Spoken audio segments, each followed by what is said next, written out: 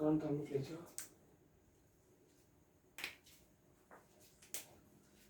Hello दोस्तों, मैं राकेश कुमार। आपको आज मैं इतिहास के तहत प्रसिद्ध व्यक्तित्व के बारे में बताना चाह रहा हूँ, जो आपको बीपीएससी सिलेबस के तहत जो महत्वपूर्ण क्वेश्चन आते हैं उसमें आपको महत्वपूर्ण योगदान दिलाएंगे, खास करके मार्क्स बढ़ाने में। क्योंकि हमेशा देखा जाता है बीपीएससी में 4 से 5 क्वेश्चन पर्सनैलिटी से पूछा ही जाता है, जिससे जो जो आपको मदद करेंगे एक एक नंबर मार्क्स उठाने में। क्योंकि किसी किसी विद्यार्थी का ऐसा होता है कि 1 मार्क्स से चूक गया, 2 मार्क्स से चूक गया, तो वही आपको यहाँ पर फायदा करवाएंगे। इसलिए मैं पर्सनैलिटी सीरीज शुरू कर रहा हूँ इतिहास के तहत, खास हिस्ट्री में। चलिए आज मैं बताने वाला हूँ आपको अरविंद घोष के बारे में। चलिए आज क्लास स्टार्ट करते हैं। सबसे पहले जानते हैं अरविंद घोष कौन थे। तो अरविंद घोष एक दार्शनिक, भारतीय राष्ट्रीय आंदोलन में एक दार्शनिक योगदान दिया था। इन्होंने दार्शनिक अध्यात्म के माध्यम से भारतीयों को राष्ट्रीय आंदोलन में आने के लिए जो इन्होंने क्या प्रोत्साहित किया था। चलिए जानते हैं आपका इनका जन्म कहाँ हुआ। इनका जन्म 15 अगस्त 1872 में वेस्ट बंगाल के केन नगर में हुआ था। अगले बिंदु में हम बात करते हैं इनकी शिक्षा की। इन्होंने अपनी प्रारंभिक शिक्षा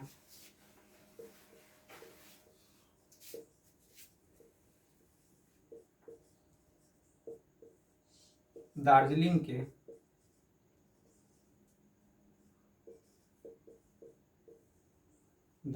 के लॉरियो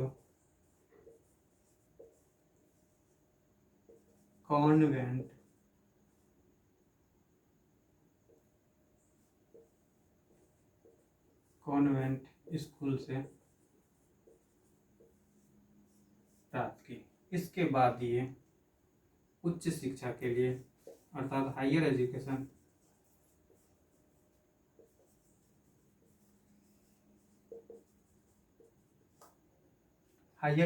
के लिए ये लंदन चले गए।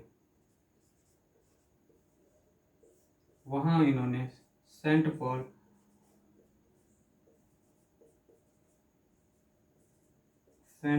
स्कूल से शिक्षा 1884 में प्राप्त की।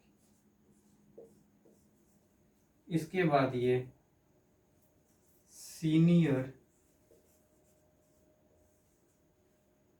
क्लासिकल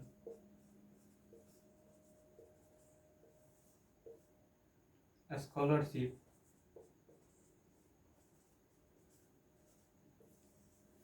से प्राप्ति के बाद कैम्ब्रिज के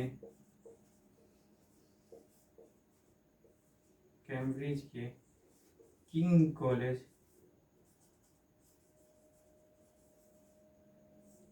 कॉलेज से शिक्षा प्राप्त की।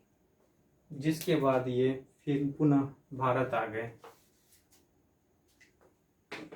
चलिए जिनको नोट डाउन करना है नोट डाउन भी करते रहे साथ साथ मैं आपको, और फिर से मैं आपको बता भी रहा हूँ। देखिए इनका जन्म अर्थात अरविंद घोष का जन्म 15 अगस्त 1872 में हुआ था। इन्होंने प्रारंभिक शिक्षा, क्वेश्चन यहाँ से आपके बन सकते हैं, प्रारंभिक शिक्षा कहाँ से प्राप्त की तो लॉरियो कॉन्वेंट स्कूल से। फिर इनके बारे में पूछा जाता है हायर एजुकेशन कहाँ से प्राप्त की तो लंदन में। कहाँ से तो सेंट पॉल स्कूल में। और मेन क्वेश्चन जो आपको यहाँ से बन सकते हैं, इन्होंने सीनियर क्लासिकल स्कॉलरशिप प्राप्त करने के बाद कहाँ पे इन्होंने दाखिला लिया या फिर एडमिशन प्राप्त की तो किंग्स कॉलेज में। इससे आपको क्वेश्चन बन सकते हैं और हो सकता है किसी न किसी एग्जाम में, वनडे जो एग्जाम होते हैं उसमें क्वेश्चन आएंगे ही। चलिए अब इसे रब कर देते हैं।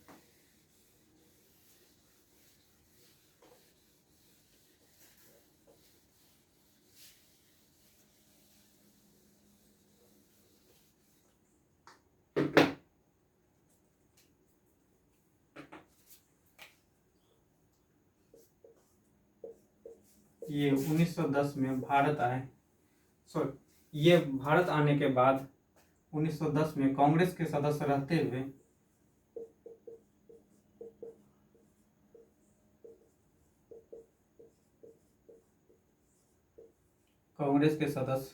हुए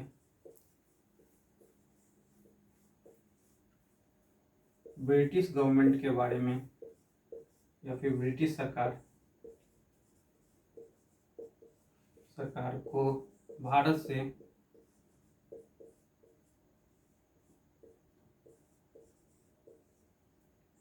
उखाड़ फेंकने का आह्वान किया।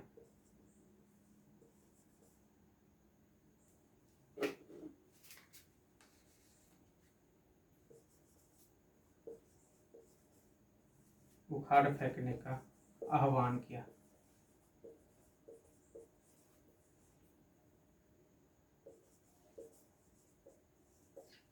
जिसके बाद इन्हें 1910 में ही ब्रिटिश गवर्नमेंट द्वारा गिरफ्तार कर लिया गया और अलीपुर द्वार अर्थात अलीपुर के जेल में 1 वर्षों के लिए कारावास की सजा दे दी गई। और यही कारावास में रहते हुए अर्थात कारावास की यात्रा में या जेल यात्रा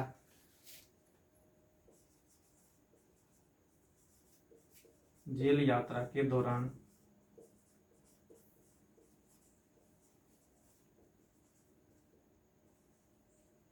इन्हें रहस्यमय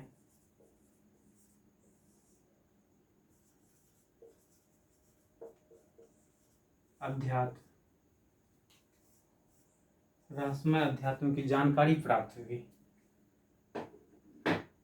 देखिए, जब अरविंद घोष अपनी हायर एजुकेशन को प्राप्त करने के बाद भारत आए तो वे 1910 में कांग्रेस के सदस्य रहते हुए ब्रिटिश गवर्नमेंट को भारत से उखाड़ फेंकने का आह्वान किया। भारतीय जो कार्यकर्ता थे या फिर भारतीय जो राजनीति में स्वतंत्रता संग्राम के लिए काम कर रहे थे उन्हें, और खास करके भारतीय जनता को, कि क्योंकि वो बाहर से पढ़ के आए थे तो उन्हें पता था कि ब्रिटिश गवर्नमेंट भारतीयों का शोषण कर रही है और यहाँ के आर्थिक व्यवस्था हो, राजनीतिक व्यवस्था हो, शिक्षा व्यवस्था हो या फिर कल्चर हो, जो भारतीय संस्कृति है उसे किस तरह से वो नष्ट कर रही है और अपनी जो सभ्यता है वो भारतीयों को थोपना चाह रही है। इसलिए उन्होंने आह्वान किया और इस कारण से उन्हें 1910 में ही अलीपुर के जेल में 1 साल का कारावास दे दिया गया।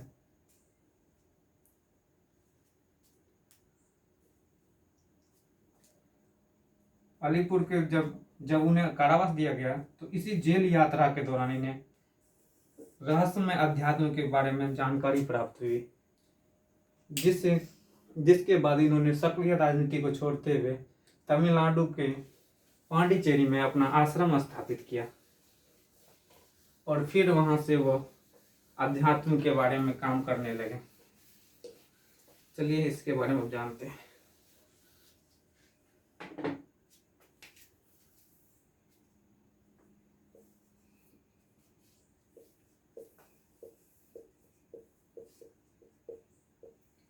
ये तमिलनाडु के पांडिचेरी जैसे पुडुचेरी बोलते हैं आजकल, पांडिचेरी में अपना आश्रम स्थापित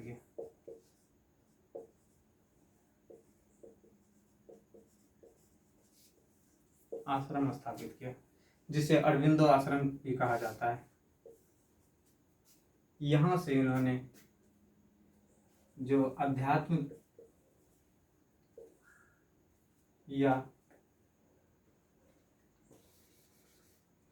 के बारे में जो दर्शन दिया, जिसे बोला जाता है अरविंद का आश्रम, ये अरविंद दर्शन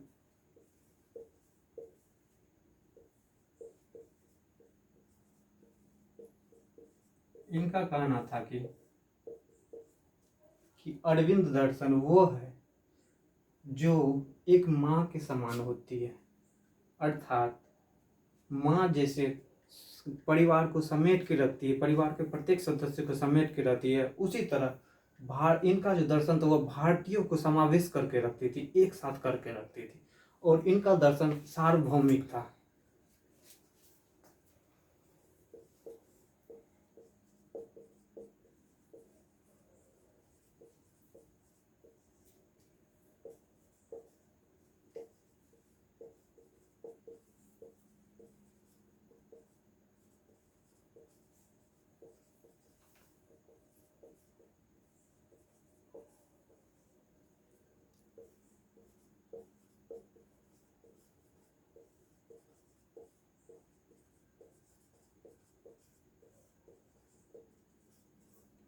अर्थात अरविंद का दर्शन एक माता के समान था।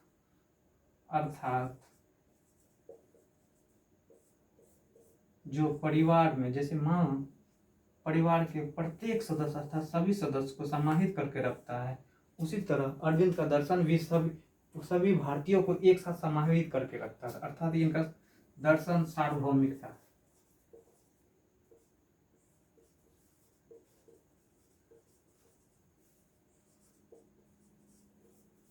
और इसे ही अविल नाम दिया गया। अविल नाम से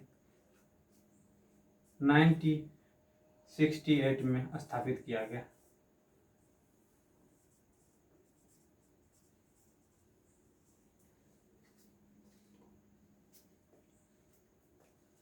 क्वेश्चन पूछेगा अरविंद का आश्रम कहाँ पे स्थापित है, तो पांडिचेरी में। इन्होंने कब सक्रिय राजनीति को छोड़ा, तो अलीपुर द्वार में जब वो जेल गए, जेल के दौरान जब उन्हें रहस्यमय अध्यात्म के बारे में जानकारी प्राप्त हुई, तो उन्होंने सक्रिय राजनीति को छोड़ के फिर अध्यात्म की ओर ध्यान दिया गया। और फिर पूछेगा कि इनका दार्शनिक कैसा था, तो सार्वभौमिक था। और पूछेगा अविल का संबंध किससे है, तो अविल का संबंध अरविंद घोष से है, जिसकी स्थापना 1968 में हुई थी।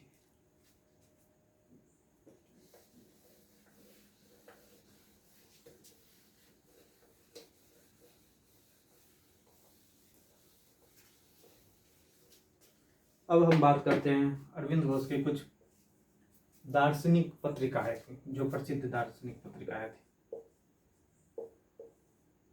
पत्रिका कैसी पत्रिका, तो दार्शनिक, जिसमें आता है द आर्य।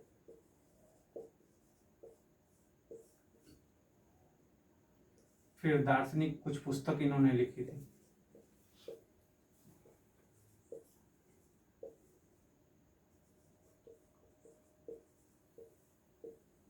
जिनमें प्रसिद्ध है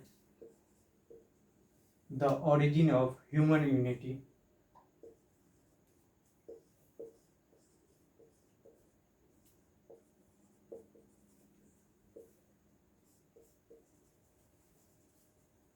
ह्यूमन यूनिटी।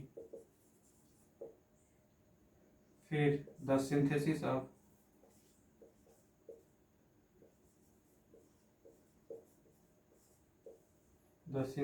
ऑफ योगा।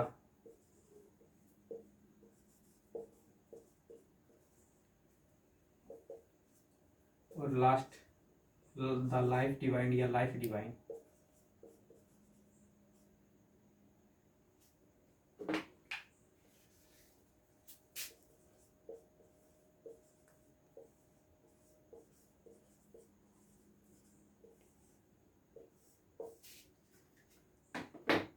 देखो आप इनको नोट डाउन करते रहिए, मैं आपको समझाते जा रहा हूँ। इनकी जो प्रसिद्ध दार्शनिक पत्रिकाएं थी, उनका नाम था द आर्य। द आर्य। और दार्शनिक पुस्तक जिनमें प्रसिद्ध था origin of human unity, the synthesis of yoga, the life divine. अब ध्यान से देखिएगा कि ये जो है, इस पुस्तक के बारे में बहुत सारे कॉम्पिटिटिव एग्जाम में, जो वनडे एग्जाम था उसमें पूछा गया कि लाइफ डिवाइन का संबंध किससे है, इसके रचयिता कौन है। ये खासकर बीपीएससी में भी एक बार पूछा गया है। इसलिए ये सब बिंदु जो महत्वपूर्ण है, और यहाँ आपके 100% किसी न किसी एग्जाम में आएंगे ही। हो सका बीपीएससी में पूछे, यूपीएससी में पूछे, किसी भी स्टेट पीसीएस में पूछ सकता है, या फिर एसएससी हो, रेलवे हो, किसी में भी पूछ सकता है आपसे, ये वनडे एग्जाम जो भी होता है। तो ये था अरविंद घोष के बारे में कुछ जानकारी। अगर आपको हमारा वीडियो अच्छा लगे तो प्लीज़ सब्सक्राइब कीजिए, लाइक कीजिए, कमेंट्स कीजिए। और आपके कमेंट्स हमारे लिए वैल्यूएबल है, क्योंकि ये आपके जो फीडबैक मिलेंगे मुझे, उससे मैं अपने आप को इम्प्रूवमेंट कर लूँगा, ताकि आपको और ख़ास करके आपको जो जिस टॉपिक के बारे में आपको चाहिए वीडियो, वो भी हमें बताते रहिए, ताकि मैं उसके बारे में आपको ज़्यादा से ज़्यादा जानकारी दे सकूं और आपके जो एग्ज़ाम में काम आए, जिससे आपका मार्क्स बढ़ पाए। तो थैंक यू, मिलते हैं नेक्स्ट वीडियो में। Please subscribe it.